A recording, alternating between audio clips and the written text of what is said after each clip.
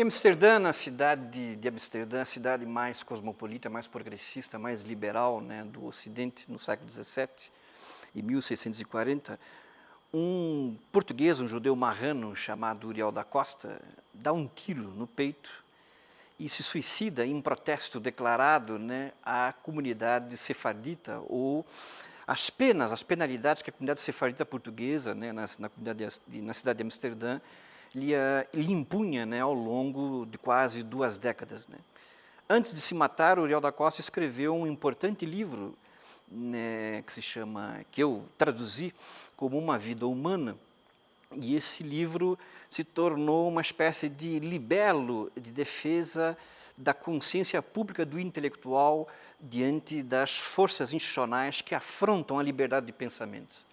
A trajetória do Uriel da Costa, esse livro em si e a ação do suicídio, o protesto dele isolado contra toda uma comunidade, contra toda uma cidade, no momento em que Spinoza, ainda jovem, logo a seguir também sofrerá os mesmos heréns, as mesmas sanções, essa mesma comunidade sefardita, só que Spinoza, num outro contexto, numa outra conjuntura, ele consegue, né, absorver melhor esse ostracismo, esse isolamento que lhe foi imposto, ao contrário de Uriel, que se mata, que se suicida.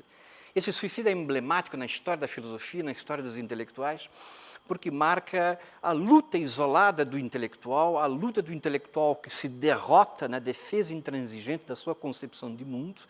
E dentro dessa perspectiva é que eu sempre me interessei pela trajetória do Uriel da Costa e tive a oportunidade, junto à editora da UFG, em trabalho interno, de fazer essa tradução e fazer a edição de um pequeno livro em que eu comento, faço um prefácio e faço notas comentando, né,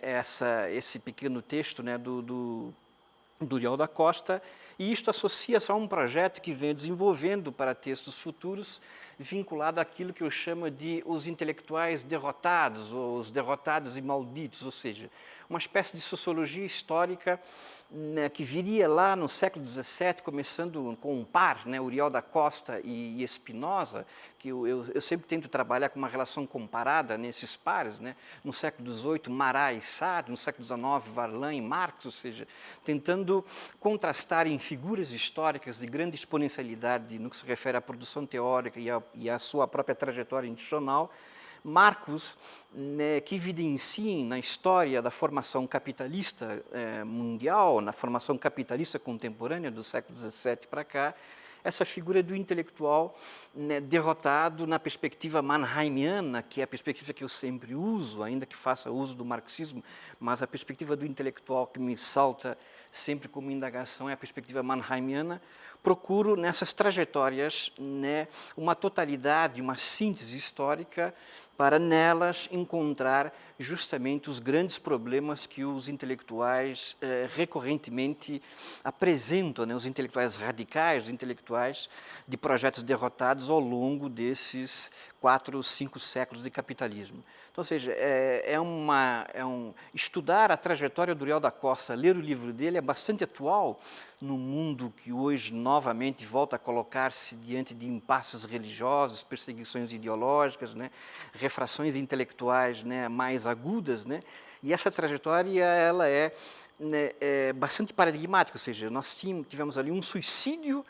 por censura ideológica de uma comunidade religiosa na cidade que era a cidade mais liberal do Ocidente, a cidade de Amsterdã. Então, ou seja, um conjunto de paradoxos que universalizam essa questão e que fazem, né, desse texto do Uriel da Costa, né, um elemento a ser consultado, a ser lido, a ser estudado recorrentemente.